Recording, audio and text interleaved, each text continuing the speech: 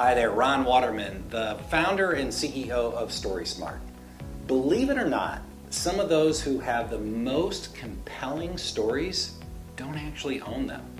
I'm talking about celebrities and athletes. Oftentimes, sadly, it isn't until they pass away that their families realize that they don't actually own or control their loved one's story.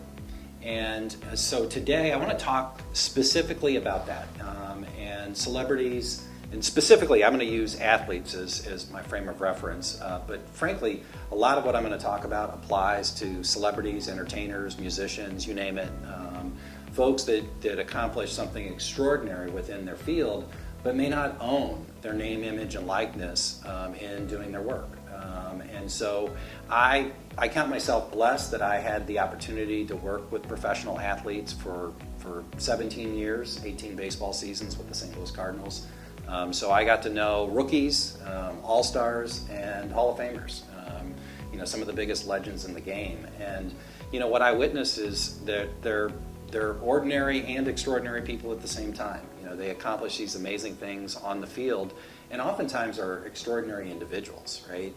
And their story about how they got to the game and what they accomplished within the game is something compelling that you or I would pay to see, right?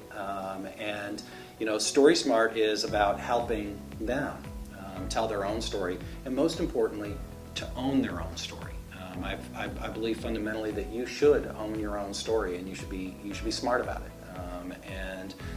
So this blog post, we talk about some very practical things that a Major League Baseball player should focus on, and I use Major League Baseball players as my example because that's what I know, but I will tell you that the lessons in here apply to any professional athlete, whether they play Major League Soccer or hockey or basketball, they're in the NFL, it doesn't matter, they're retired from those things, it doesn't matter. The lessons in here apply to them, and they're very practical things. And so when I say that they don't own their story, what I mean by that is they don't actually own the photographs, right, of them accomplishing what they accomplished on the field.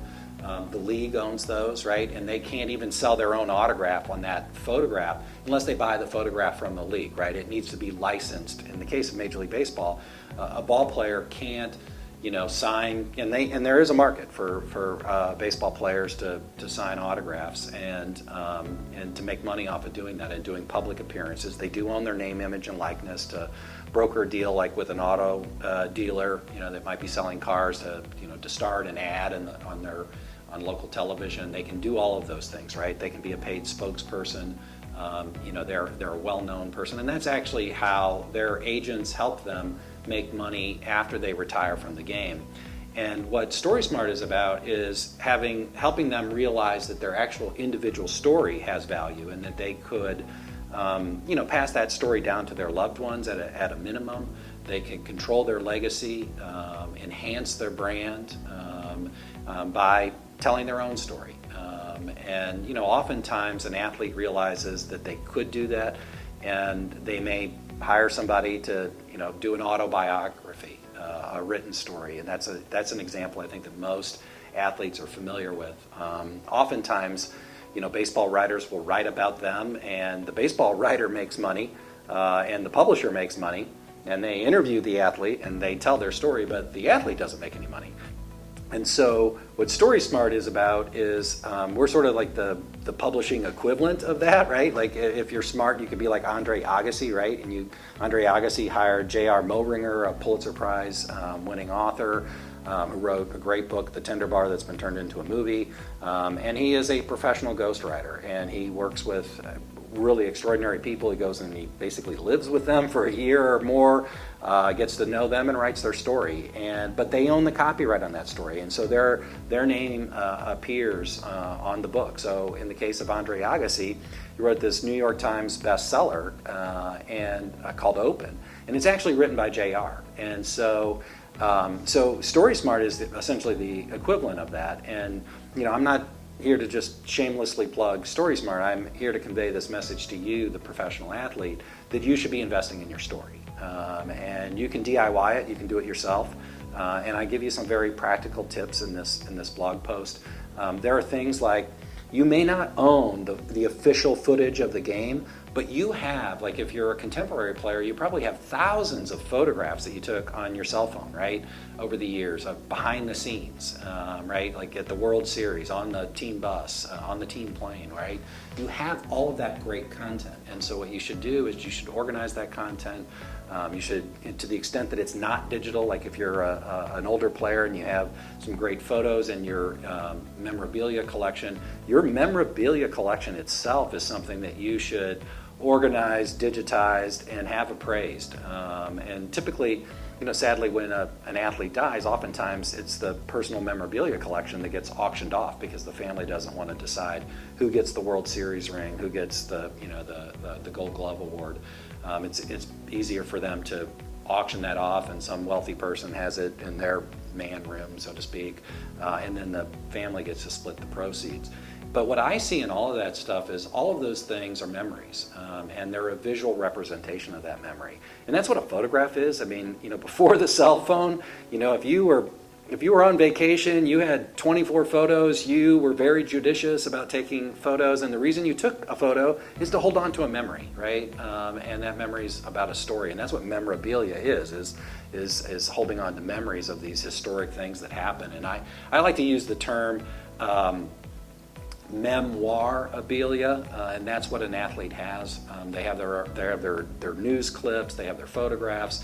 So some of the practical tips I share in this post is that you should organize that stuff. You should inventory it. You should digitize it. And you should metadata tag it so that you can find it. And the simplest ways to do that are put it in folders that are named for what the images are. You can do the same thing with file names. So I offer all of those tips. I make the case that you should hire a professional to help you tell your story. I used the analogy that the Little Mermaid had this amazing tale, pun intended, and she was smart and had Walt Disney bring her story to the screen, right? And we all know about the Little Mermaid thanks to Walt Disney. So yeah, that's the point, is that a great storyteller can take your great story and elevate it to the next level, just like J.R. Moehringer did for Andre Agassi. So anyway, that's my pitch. Please check out this blog post. I think it offers some great tips. One last tip I'll mention to you is don't forget the metaverse. Make sure that if, for instance, you're going to do a documentary and you're going to talk to other people in addition to yourself, make sure that those rights agreements that you get, right, if they're going to be in your documentary, you're going to have them sign a release, right? Make sure that your release covers all the metaverse stuff, because I do think there is an opportunity to create digital collectibles, just like there are physical collectibles, and you can sell your autograph and you can do those things. You can do that in the digital space. Your story itself has value. So be smart about telling your story, and I talk a little bit about what that means. It's about being strategic. It's about knowing your audience. It's about connecting with them at a relevant emotional level, right? Reveal a little bit about who you are, and just be intentional about telling your story. And make sure, if you get no other message from this, then this simple thing: own your story. It's your story. You're entitled to own your story. And so whether you do it yourself or you bring a professional in, make sure that you own the intellectual property rights on your story. And if I can help, if StorySmart can help you in any way, please know that you can message me. We can talk for free. It doesn't cost anything to talk. And if we can help you, we'd love to help you. So in the meantime, stay StorySmart.